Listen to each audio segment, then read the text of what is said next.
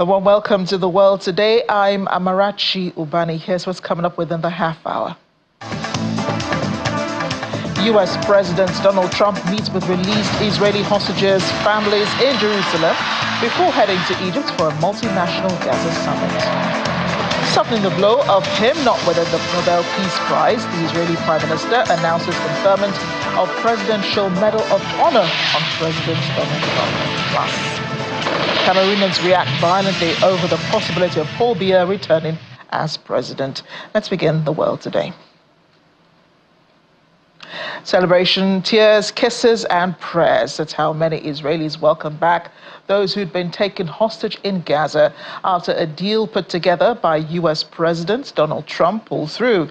They were the last 20 living hostages held by Hamas after the October 7, 2023 attacks. Hours ago, the Israeli Defense Forces confirmed they were returned by Hamas and taken to Israeli hospitals by helicopter.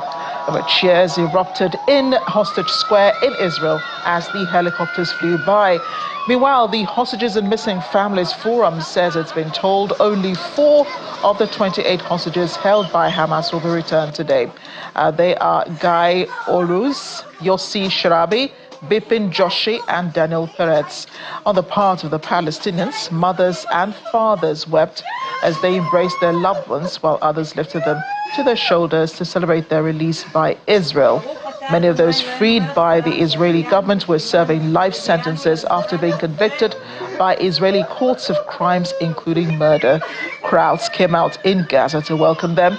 The released prisoners also received medical care and examinations in hospital in Gaza. The Israeli Prison Service says 1,968 Palestinian prisoners have been transferred as part of the ceasefire deal from Israel. They were released in 2 groups. One was transferred from Offa prison to other parts of the occupied West Bank.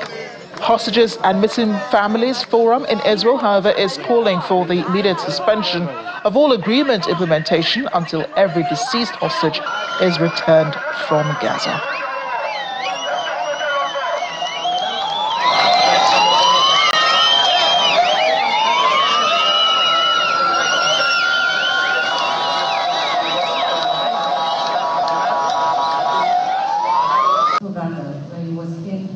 The man credited with making the release of the hostages possible.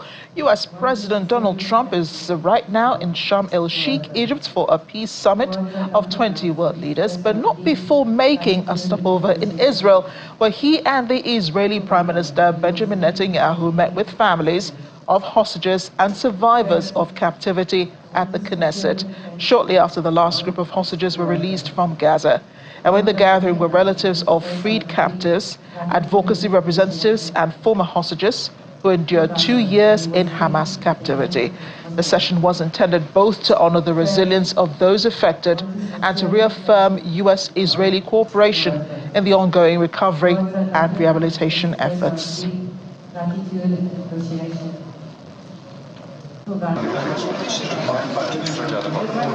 sure they have wet.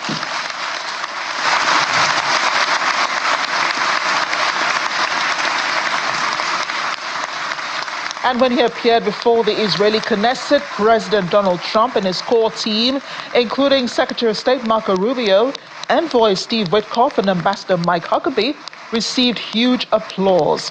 When he addressed the lawmakers, much of his speech was spent on praising the Israeli Prime Minister Benjamin Netanyahu and the U.S. relationship with Israel.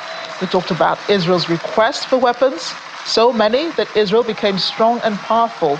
He said Israel had won all they can. He also described today as the historic dawn of the Middle East. He told the Israeli Prime Minister, the world is loving Israel again. His speech was briefly interrupted by an opposition parliament member who held up a sign saying, "Recognize Palestine." We've seen those nations that set aside their differences, reached across ancient divides, and pursued engagement are now among the most successful in the region. They're getting along with Israel, and they're doing great. And I can tell you the 4 nations that joined the Abraham Accords early on, and you'd all be doing me a favor, and I'm going to be saying this in a little while to some other friends would love you all to, is this right, Jared? Join up in the Abraham Accords. We have to join up and get together. You can have that whole thing filled out. We had a very weak administration, worst president in the history of our country by far. And Barack Obama was not far behind, by the way.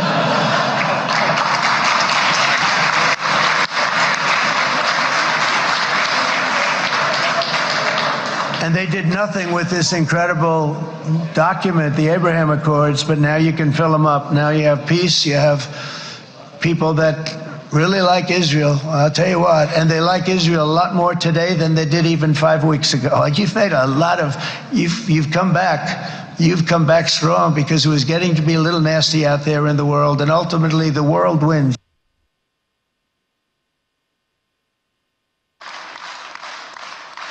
And even though the U.S. president missed out on the Nobel Peace Prize, the Israeli Prime Minister Benjamin Netanyahu nominated him for Israel's highest award, the Presidential Medal of Honor.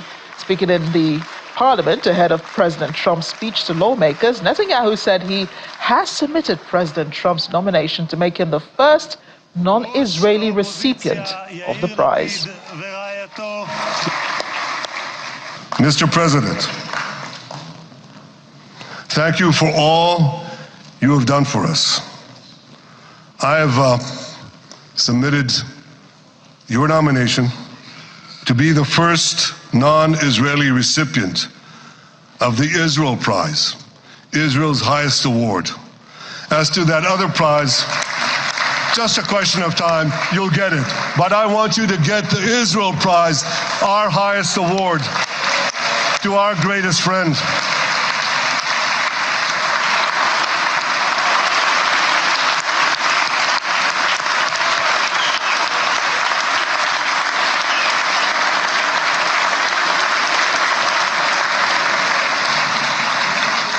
When others were weak, you were strong.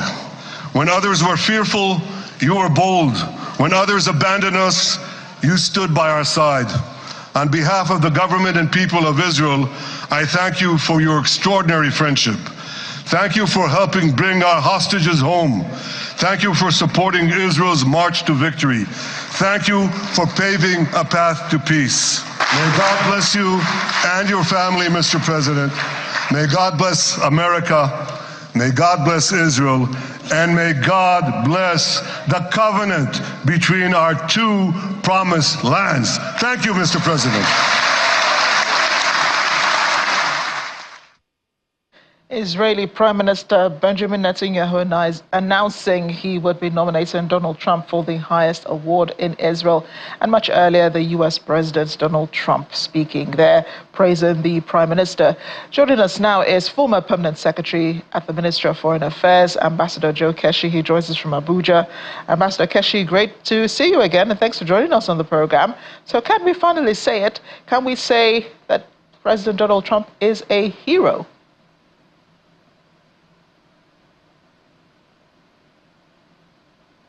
Good evening, Amarachi.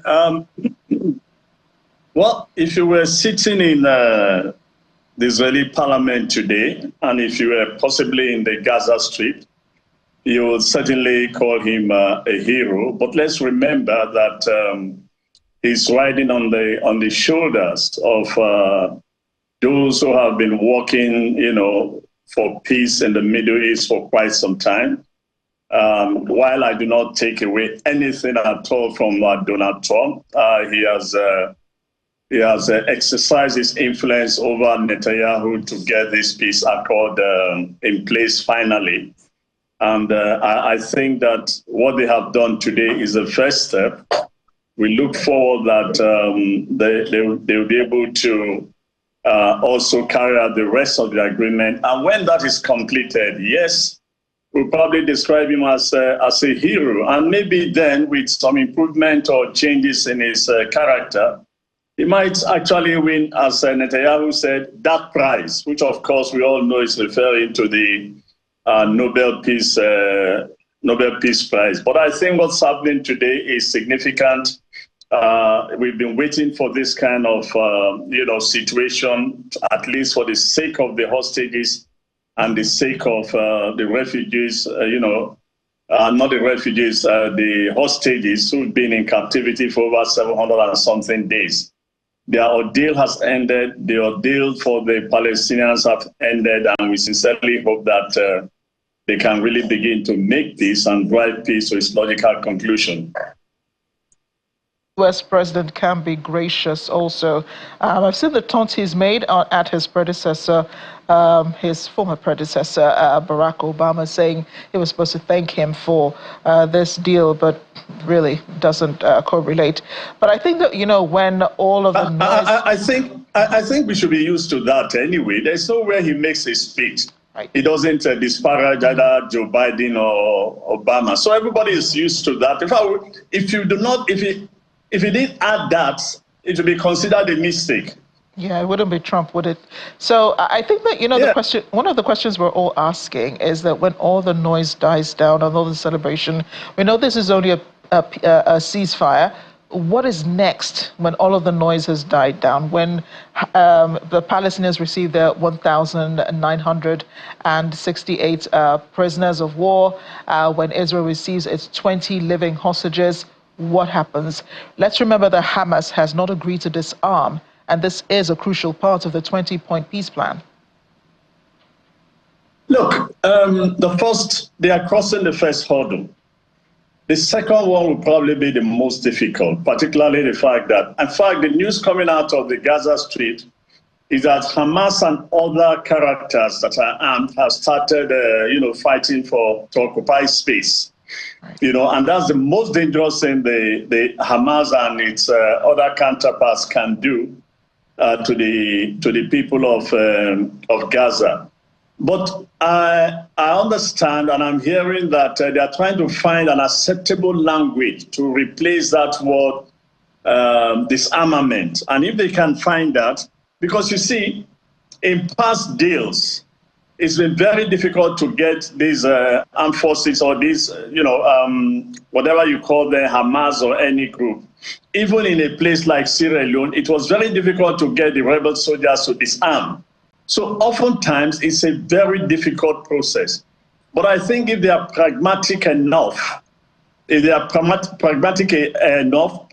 patient enough, and they are able to work together as a team, and if they're able to get an international force into Gaza itself, a broad-based international force, I think that they'll be able to, with the approval of the United Nations, I think that once they cross that hurdle of Hamas, agree not to be part of the final settlement, which is what they are discussing in Sharm el-Sheikh today, I think that the possibility of a lasting peace with the ultimate, a two-state solution is possible. But for now, let's savor the success of the first stage, and let's pray, hopefully, that the second and the most challenging aspect of the deal, which is the next stage that they are discussing today, that it would also work well for everybody. That is what everyone wants, right? Peace in Gaza. Everyone wants the war to end. The Gaza population is tired of moving from place to place. But the families of the hostages and the survivors are saying that they want a pause to this ceasefire, a pause to this deal, because all of the bodies of those who died in Hamas captivity have not been returned. Hamas says it will return only 4 of them. What do you think of that? I think eventually Hamas will return all of them. I also suspect that Hamas actually doesn't have the body of all of them to start with, because there were news that in some places that the Israelis bombed, these guys were under the rubble. So until they're able to, take out the rubbles and find them, but for now, even returning that 4 is a step forward. Look, the most important thing has been done. The living has been released. That's number 1. The prisoners had also been released. So gradually, again, that's why I use the word, if they are pragmatic, and they realize that in a peace day like this, there are challenges. And if they have this broad committee, that is able, and luckily for them, they have one or two people who have experience managing a crisis like that. The CNN was announcing, is it Palmer or something like that, who was instrumental in resolving the Irish Northern Ireland crisis, who's going to play a role in this. And I think with people like that, they should be able to resolve some of these critical issues that could stall the peace agreement. But again, like I said, today is a great day for the people of Israel. They have received all their hostages. Today is a great day for the people of Palestine. Humanitarian aids are going in. So I just think that when today is over, when the lights are out, and everybody lies down to reflect on the next stage of activities, that they'll begin to think of what they can do to make this peace permanent. Amarachi, in most of the interviews we've had in the last 2 years on this issue, I've always made the point that Israel has been fighting for over 70 years. In my mind, I think this is an opportunity for Israel to say, look, we don't have to fight again. We've done everything possible to weaken our enemies. Let's do the best we can to maintain peace and to work for peace with our neighbors. And as Chinua Achebe said in one of his books, it's sometimes good for the very powerful one to behave like the weak one. I sincerely hope that Israel will take that advice and do more than even the Palestinians to make peace. That's what everyone is hoping. Ambassador Keshi, thank you again for speaking with us. And just before you go, Ambassador, just wanted to condole with you on the demise of the former Minister of Foreign Affairs, Ambassador Joy Ogwush, was also Nigeria's first female permanent representative to the United Nations. I understand the Association of Retired Ambassadors, Career Ambassadors, are also paying tribute to her. She died early this morning. Yes, thank you very much for your words of condolence. In her own right, she was a very great academician and intellectual of note. And we regret her passing this morning in New York. She's not been feeling too well for quite some time now, and it's unfortunate that she passed on this morning.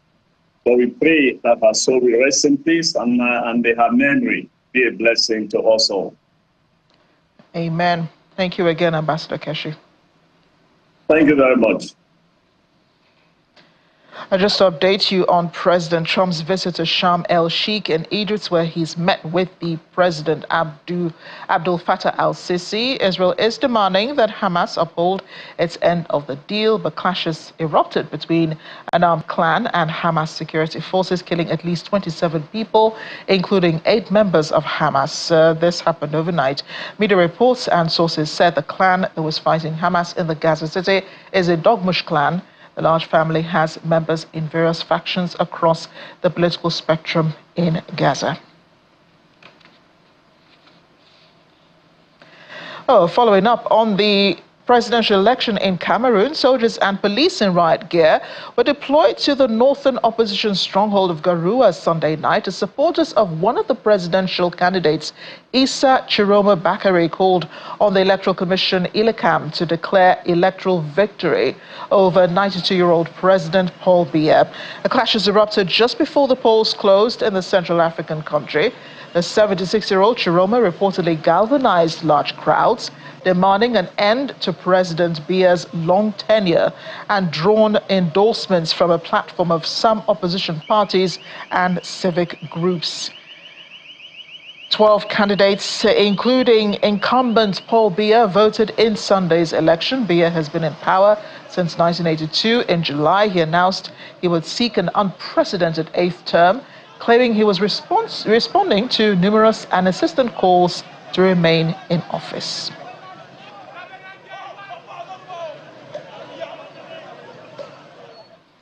Staying in Africa, at least 42 people, mostly Zimbabwean and Malawian nationals, have died after a bus overturned on a mountainous road in South Africa's Limpopo province. Officials say the crash happened Sunday night when the bus veered off the N1 highway and plunged down a steep embankment. Authorities describe it as one of the deadliest road accidents in the country this year, with 7 children among the dead.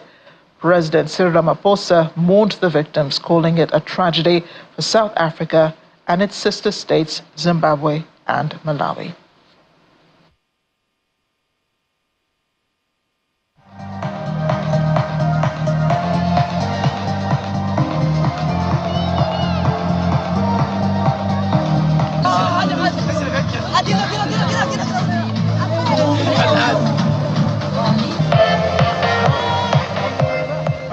The 6th edition of Riyadh season 2025 is kicked off with a grand parade and a massive public turnout. Chairman of the Saudi General Entertainment Authority, Turki Al-Sheikh, said the event embodies the kingdom's ambition for leadership and redefines entertainment on a global scale. Riyadh season 2025 is organized by the General Entertainment Authority. It runs from October 10 until March next year. It takes place across various locations in Riyadh, including Boulevard City and Kingdom Arena. It features unique entertainment and cultural activities, as well as large-scale, as you can see, artistic productions with renowned international names.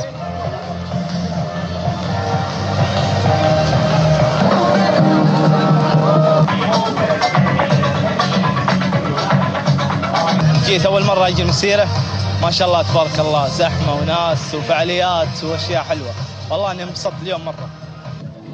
Well, we figured some of our viewers may understand Arabic. Well, thanks for watching The World Today. I'm Amarachi Ubani.